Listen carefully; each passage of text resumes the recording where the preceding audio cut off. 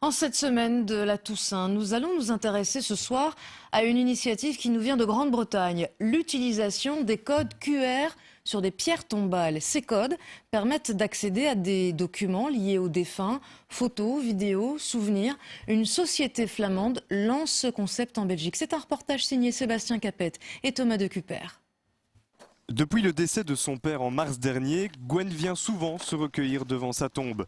À première vue, rien ne la différencie d'une autre sépulture, mais en y regardant de plus près, on y découvre ce schéma. Il s'agit d'un code QR, le même que ceux visibles sur de nombreuses publicités. Il permet d'avoir accès à une multitude d'informations sur le défunt. Ça, on a trouvé, ensemble avec Amo, que ça nous intervenait bien, quoi, qu'on voyait, en regardant la pierre, qu'on voyait sa figure et sa tête et des vidéos et tout ça. Et allez, l'interaction entre les deux, c'était vraiment beaucoup mieux que regarder une pierre froide, quoi. Le principe est simple. Un visiteur scanne le code QR à l'aide d'un smartphone et de l'application appropriée. Il est alors redirigé vers un site internet où se trouvent photos, poèmes et autres documents sur la personne décédée. C'est la famille elle-même qui décide des informations qu'elle va mettre sur le site internet.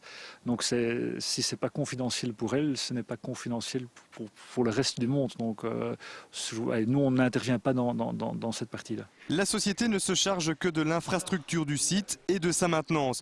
La famille du défunt peut quant à elle gérer tout le contenu depuis son ordinateur ou même de sa tablette. Donc, si la personne qui est décédée avait un site, une page Facebook, on peut parfaitement faire un lien entre cette page Facebook et le site par le code QR. L'idée vient de Grande-Bretagne. Certaines sociétés wallonnes comptent l'exploiter d'ici peu.